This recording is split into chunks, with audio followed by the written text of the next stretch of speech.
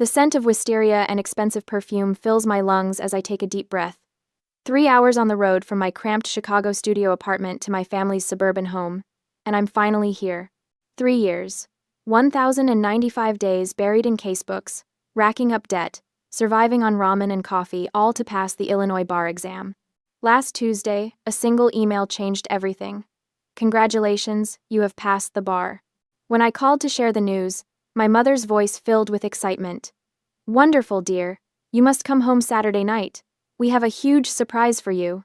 Now, as I step through the back gate in my best interview suit, the one I saved for months to buy, I freeze. 50-plus guests mingle on the lawn. A live band plays soft jazz beneath strings of twinkling lights. And stretched across the patio hangs a massive, cream-colored silk banner. Congratulations on your engagement, Daisy and Liam. My stomach drops as if I've missed a step on a dark staircase. There, in the center of it all, stands my sister Daisy. 27, stunning in a champagne-colored dress, flashing a 3-carat diamond ring to an admiring crowd. Beside her, smiling but somehow reserved, is Liam Vance, her new fiancé, who comes from actual wealth, the kind my mother has spent her entire life trying to access. The realization hits me like a physical blow. I'm not even a supporting character in this production. I'm just the catering staff for a party I thought was for me. A numbing sensation spreads from my chest to my fingertips. My smile freezes in place, a mask I've perfected after years of family gatherings. Sweat prickles beneath my suit jacket. I'd worn it thinking tonight was my moment of triumph, proof that my sacrifices meant something. Now I just feel like an idiot in a costume. Oh, Selah, you made it. Good. Good. My mother, Aubrey, spots me from across the lawn. At 58, she still looks 45, the result of religious skincare and selective memory. She approaches not with a hug but with a grip on my wrist. Her fingernails dig slightly into my skin. You look exhausted. All that studying, I suppose. Before I can respond, Daisy glides over, champagne flute in hand. Oh my God, Selah. Thanks for coming. I know you're busy with your little books, but this is so important to me. My throat tightens. Mom, I manage. You said this surprise was for me? My mother laughs, the sound like glass breaking. Of course. The surprise is that your sister is marrying into a wonderful family. Her voice drops, just for me. Now be a dear and go get more ice for the guests from the kitchen. Her words hit like a slap. Suddenly, I remember last Christmas. I hadn't come home.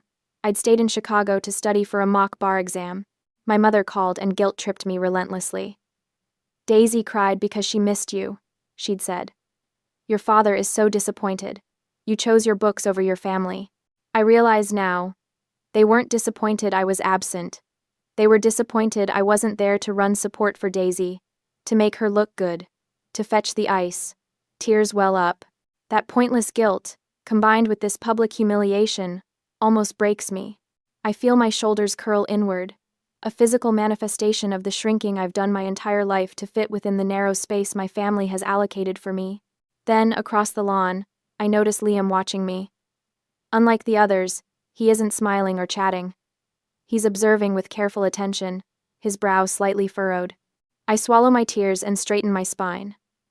No, I say, surprised by the steadiness in my voice. I'm not getting the ice. I think I'll go say hello to the guests. My mother blinks, momentarily stunned. This isn't the script she wrote for me, Selah, but I'm already walking away, my heels sinking slightly into the manicured lawn as I head toward the crowd. My hands are shaking, but I keep them at my sides, fingers spread. I feel something new forming inside me, something hard and cold and clarifying. 3 years, 1,095 days. I did that alone, without their help, without their approval. I don't need to chase their validation anymore. Behind me, I hear my mother's performative laugh as she explains to nearby guests. My elder daughter always so independent. I don't turn around.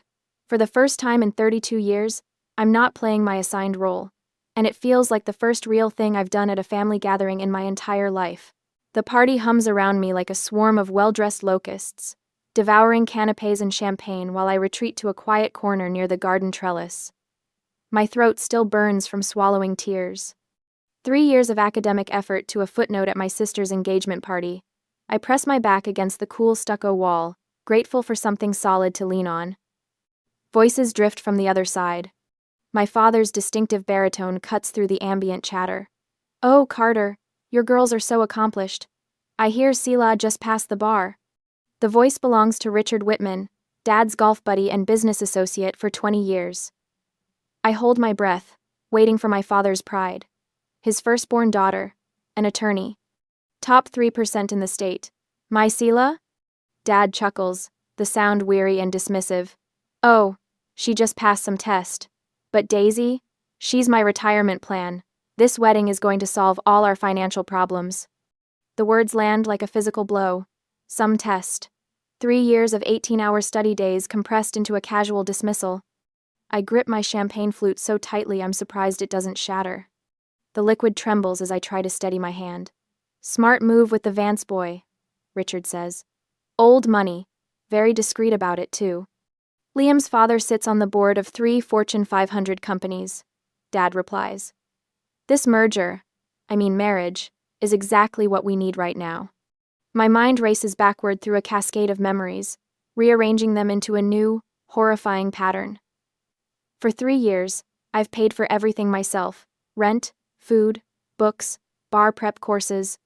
Meanwhile, whenever I asked about accessing my portion of grandmother's trust fund, $100,000 split between Daisy and me, Mother always had the same answer.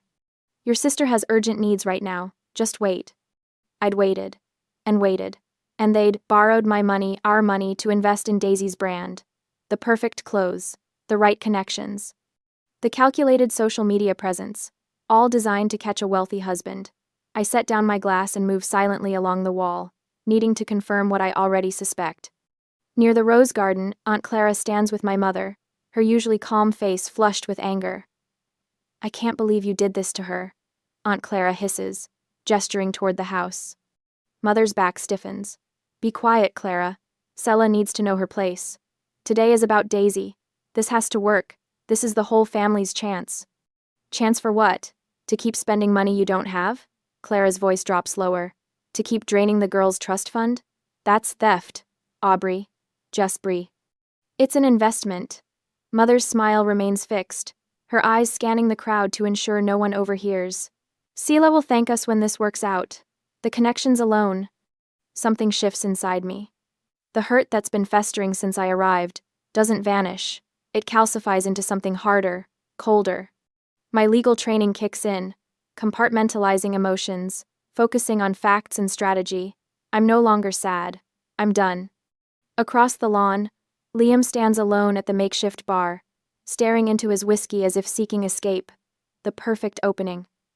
I straighten my jacket and cross the grass with deliberate steps. "Hi, Liam. I'm Sela, Daisy's sister." I extend my hand, professional and poised. "Congratulations. You must really love her to overlook this family." His handshake is firm, his eyes sharply assessing. He's not the pampered trust fund baby I expected. There's intelligence there. Caution. "Overlook?" Liam's brow furrows. I offer a professional smile, the kind I practiced for interviews. "You know, we're a lot." Understanding flickers in his expression, followed by something else: concern. Before he can respond, Aunt Clara appears at my side, wrapping me in a tight hug that smells like vanilla and sanity. "I'm so proud of you, counselor," she whispers fiercely in my ear. The makeshift podium appears on the patio, a small platform with a microphone, hastily constructed for this supposedly impromptu celebration. Aubrey Monroe straightens her pearls and taps the microphone, the feedback causing several guests to wince. The band falls silent. "Everyone, if I could have your attention," she announces, her voice honeyed with practiced charm. "Carter and I are simply bursting with joy tonight." I stand at the periphery, watching my mother perform. She gestures to Daisy, who floats forward in her champagne dress, tugging a reluctant Liam alongside her. "Our beautiful daughter has secured a most promising future," Aubrey continues, her eyes sweeping the crowd for maximum effect. "Daisy has always been our ray of sunshine. Even as a child, we knew she was destined for greatness." Carter joins them, champagne glass raised. "To my little girl and her extraordinary taste." Laughter ripples through the audience. "And to Liam Vance, welcome to the family." We couldn't have handpicked a better man ourselves. Not one word about me. Not a single acknowledgement of my accomplishment. 3 years of academic effort, reduced to invisible background noise at my sister's engagement party. But something strange is happening inside me. The sharp pain I expected to feel has transformed into something else entirely. My chest loosens, my breathing steadies. The shame and humiliation that followed me through the gate has evaporated, replaced by a profound sense of relief. I no longer feel anything to prove to these people. With steady hands, I reach into my suit pocket and withdraw my phone. I open the voice recorder app and press the red button, just in time. Daisy takes the microphone, giggling. "Oh my God, you guys are embarrassing me." She flashes her ring again, tilting it to catch the light. "I just want to thank everyone for coming tonight. This is literally the happiest day of my life." The speeches continue for 20 minutes, relatives, friends, business associates, all praising Daisy's beauty, charm, and the magnificent match she's made. I stand completely still, recording every word, every laugh, every toast to her future. When the formalities conclude, guests disperse to refresh their drinks. I slip my phone back into my pocket and turn toward the bar, only to find my path blocked by Daisy. Her perfect smile doesn't reach her eyes. The champagne in her hand isn't her first or third. "There you are," she says, swaying slightly, hiding in the shadows as usual. "Congratulations, Daisy," I reply, my voice surprisingly steady. She leans in closer, her breath sweet with expensive alcohol. "See, my nerdy sister? This is real success." She gestures to her face, then sweeps her hand down the length of her body. "Men don't marry degrees, they marry this. 3 years buried in books. And what do you have? A piece of paper and loans." I open my mouth to respond when I notice movement behind her. Liam stands there, his expression hardening as he hears every word. His face transforms to granite, eyes narrowed. Before I can speak, Aunt Clara appears at my elbow. Her hand closes firmly around my forearm. "Don't," she murmurs. "You're better than this." Daisy hasn't noticed Liam. She tosses her hair, waiting for my reaction, expecting tears or stammering defense. Instead, I look her directly in the eye. "You're right, Daisy. This is your success. Enjoy it." Her smile falters at my calm tone. She expected wounded pride, not this strange, cryptic smile. By the time she turns to see what I'm looking at, Liam has disappeared into the crowd. I follow Aunt Clara away from the center of the party, toward a stone bench beneath the wisteria arbor. The purple blossoms hang in heavy clusters above our heads, their sweet fragrance filling the night air. "I'm proud of you," she says, squeezing my hand, "for passing the bar, for standing your ground tonight. Thanks for being here. Listen, Sila, your parents, they've always been like this. It's not about you. It never was. I know that now." A relative calls Aunt Clara's name from across the lawn. She sighs. "Will you be okay?" "Better than okay," I assure her. Alone beneath the wisteria, I watch the party continue without me. The lights, the laughter, the carefully orchestrated display of success. For years, I've craved their approval, measuring my worth against their impossible standards. In this moment, I realize I don't need revenge. I don't need to expose them or cause a scene. I just need to win. I walk to my car and retrieve my laptop. Rather than returning to the party, I slip through the side entrance into my father's study. The room smells of leather and expensive cologne. I settle into his desk chair and power up my laptop. My email loads, and I click on the message from Kirkland & Ellis in Chicago. An interview request from one of the country's most prestigious law firms, received 3 days ago. I'd been too focused on my family's reaction to my bar results to even respond. "Miss Monroe, we were impressed by your academic record and bar exam performance. We would like to schedule an interview at your earliest convenience." I type a response, confirming my availability for Monday morning. Then I open a new tab and start browsing apartments in Lincoln Park, Chicago's affluent North Side neighborhood. Places I could afford on a Kirkland & Ellis salary. A movement catches my eye, a stack of papers on the corner of my father's desk. Curious, I slide them closer. A bank statement sits on top, clearly showing the trust fund my grandmother established for Daisy and me. The account that originally contained $100,000 now shows a balance of $65,000. Next to it lies an invoice from Chanel. $8,000 for a handbag. The very same handbag Daisy carried tonight, telling anyone who would listen that it was a little pre-engagement gift to myself. A smile forms on my lips as I pull out my phone and snap photos of both documents. Exhibit A, I whisper, sliding the papers back exactly where I found them. The music from the party filters through the closed windows, but it sounds different now, distant and irrelevant. I have evidence. I have a plan. For the first time since arriving tonight, I feel completely in control. Monday morning, I stare at my reflection in my laptop screen, adjusting my suit jacket, the same one I'd worn to that humiliating party. This time, it feels like armor.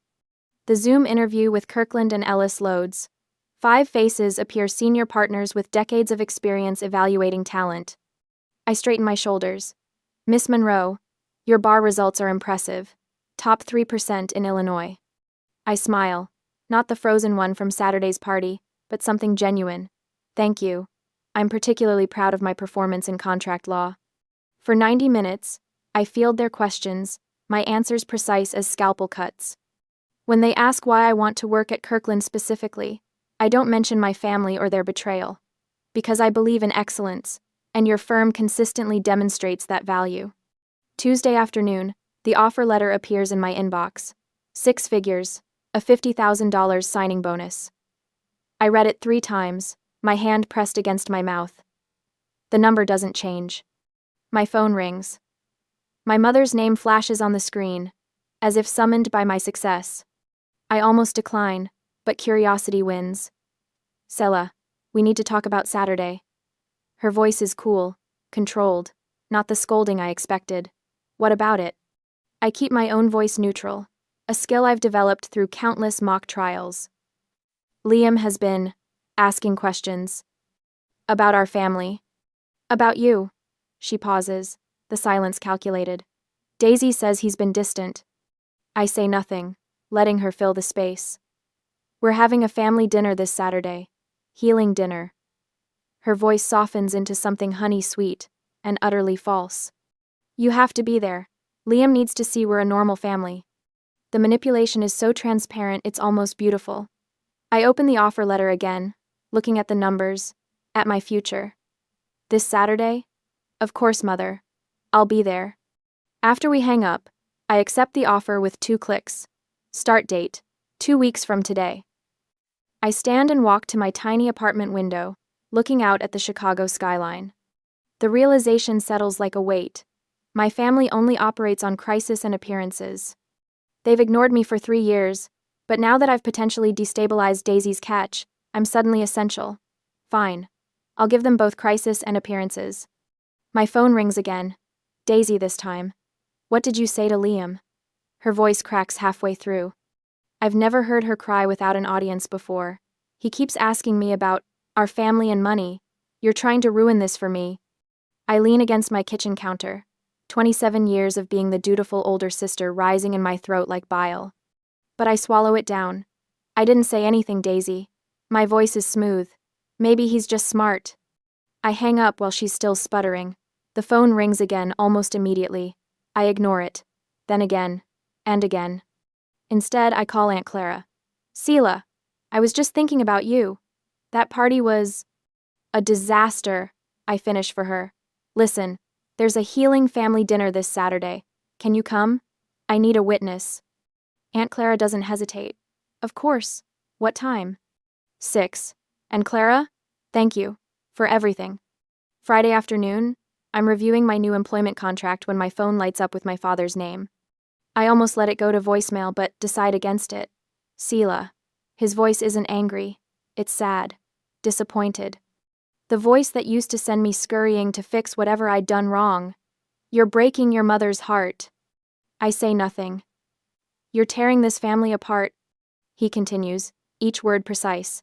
Is that big career in Chicago not working out? Just come home. Apologize to your sister. My fingers tighten around the phone. Don't let your ambition make you forget who your family is. Ambition. As if passing the bar, as if surviving 3 years alone, as if that was just some selfish indulgence. I'll see you tomorrow, Dad, I say, and hang up. The gaslighting doesn't hurt like it once would have. Instead, It hardens my resolve like steel in flame. Saturday arrives, clear and cool. I dress with care, another suit, but not the interview one. This is charcoal gray, severe and clean-lined. I slide the bank statement into a thin manila folder. It shows the $65,000 trust balance and the recent $8,000 transaction from Chanel. Last, I add a copy of my Kirkland & Ellis offer letter. 3 pieces of evidence. Exhibit A, B, and C. I check my appearance one last time before heading to my car for the 3-hour drive. My eyes are clear, focused. I no longer look exhausted. I look like exactly what I am, an attorney preparing for court. The drive gives me time to think. 3 hours of watching the Chicago skyline fade into suburbs, then into countryside, and finally back into the manicured neighborhood where I grew up. 3 hours to rehearse what I'll say. Because this isn't about revenge, it's about justice, it's about truth. I arrive at the house exactly on time, folder tucked under my arm. Aunt Clara's car is already in the driveway, parked behind Liam's sleek BMW. I take a deep breath, catching the scent of wisteria again. The doorbell chimes as I press it. I hear footsteps, quick and light. Daisy opens the door, her smile professionally bright but her eyes wary. You came. It's not quite a question. I said I would. I step past her into the foyer. Behind her, I can see the dining room table, set with the good china. My mother arranging flowers with precise, agitated movements. My father pouring wine. Aunt Clara and Liam sitting with uncomfortable smiles. This is a performance, every bit as choreographed as that engagement party. But this time, I've brought my own script. I walk toward the table, the folder a shield against whatever manipulation awaits. Everyone turns to look at me. Sela, my mother says, her voice artificially bright. You're just in time. The dining room reeks of desperation. Mother's prized gardenia centerpiece, father's too loud laughter, Daisy's careful avoidance of eye contact, all of it designed to project normalcy. For 2 hours, we've engaged in this suffocating performance, while Aunt Clara observes with quiet dignity from the opposite end of the table. Liam sits beside Daisy, his posture stiff, his responses measured. Twice, I've caught him studying me when he thought I wasn't looking. When dessert is finished, Mother gently sets her fork down. It makes a faint clink against her favorite gold-patterned china. She speaks, her voice soft but cold. All right, Sela, she says, folding her hands on the table. You owe your sister and Liam an apology for your childish behavior at the party. The table goes quiet. Daisy leans forward, expectant, her lips curved in a premature victory smile. Father studies his empty wine glass. I say nothing. Mother's smile turns soft, venomous. You should think carefully, she continues. Liam's father is a senior partner at Sidley Austin. One phone call from him, and your little law career could be blacklisted in Chicago before it even starts. She straightens a knife beside her plate. Now, apologize. The threat hangs in the air like smoke. I feel Aunt Clara shift in her chair, but my eyes never leave Mother's face. For a moment, I see her as she truly is, not the socialite, not the matriarch, but a desperate woman grasping at anything to maintain control. I smile, a cold, precise expression I've practiced in courthouse bathroom mirrors. A senior partner at Sidley Austin? That's impressive. I turn to Liam. Liam, do you know why I went to law school? His eyes sharpen with interest. Why? Because I believe in truth and evidence. I reach for my purse hanging on the chair behind me. The leather folder feels substantial in my hands as I place it on the table. This family, I say, my voice clear and even, is a fraudulent prospectus. Mother's face hardens. What nonsense. I slide the bank statement onto the table. Trust fund balance, $65,000, and $8,000 for a handbag. I look directly at Daisy. And that's just one purchase. Mom lied about the party. I continue, tapping each piece of paper. Dad called Daisy his retirement plan. And Daisy, you've spent $35,000 from our trust fund. Daisy turns white. Her hand clutches Liam's arm, but he's staring at the papers. How dare you? Mother screams, half rising from her chair. Father starts. Sela, you're taking things out of context. No, I say, standing up. I don't just dare. I'm done. The room falls silent. For 32 years, I've been the quiet one, the reasonable one, the one who swallowed rage to keep peace. But not tonight. For 3 years, I paid my own way. I lived in a studio apartment smaller than your closet, Mother. I ate ramen while Daisy bought Chanel. I worked while you all spent my inheritance. I turned to Liam. You're a smart man. The decision is yours. From my folder, I extract the offer letter from Kirkland and Ellis and place it atop the bank statement. By the way, Mom, no need to have Liam's father make that call. I don't think Sidley can blacklist Kirkland. Mother's mouth opens, closes. For once, she has no script. I came here to say 3 things, I continue, gathering my purse. 1. I want my $35,000 put back in the trust by next week. 2. I've accepted a new job. And 3. I smile at my parents. I'm moving next week. Don't call me, unless it's about the reimbursement. Daisy finds her voice, high and shrill. You're just jealous. You've always been jealous of me. No, Daisy. I'm just finally awake.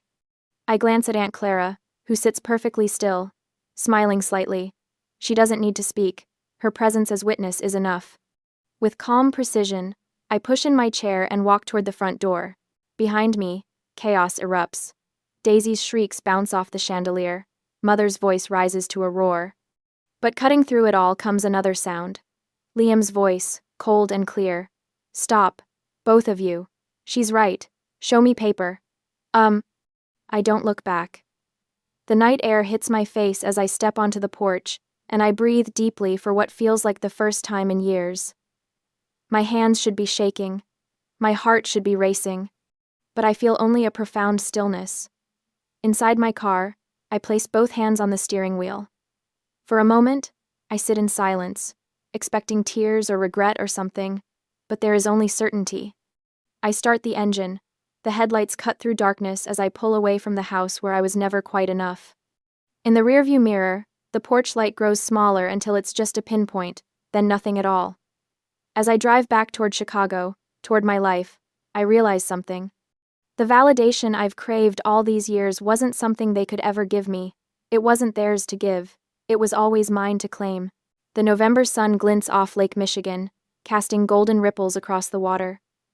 From my corner office on the 32nd floor of Kirkland and Ellis, Chicago unfolds beneath me like a promise kept. 6 months since I walked away from my family, and the woman staring back at me in the glass reflection is someone I barely recognize, confident, sharp, at peace. I straighten a stack of depositions on my desk when a knock interrupts my thoughts. Hey, Selah, says Marcus, leaning against my doorframe. His tie is loosened, a grin spreading across his face. A few of us are going out to celebrate winning our first big motion. The partners are paying. A party. For me. For us. For something I helped create. I'll grab my coat, I say, feeling a smile form, not the practiced mask I wore for years, but something genuine that reaches my eyes. My phone buzzes as I slide my laptop into my bag. Mom flashes on the screen, the 5th call this week. I stare at it for a second, my thumb hovering over the glass. Then I hit decline and tuck the phone away. I don't need their approval anymore. Later, walking home along Michigan Avenue, the wind carries the first hint of winter, but I barely notice. A small gallery catches my eye, storefront windows filled with abstract paintings, splashes of color that remind me of nothing and everything. Without thinking, I stop and go inside. Just browsing, I tell the gallery owner, who nods and keeps her distance. I stand before a canvas of blues and yellows, thinking how I never would have entered a place like this before. No practical purpose, no one to impress, just something that called to me. 10 minutes stretch into 30 as I move from painting to painting, simply because I want to. That night in my condo, I pour myself a glass of wine and open my laptop for a video call.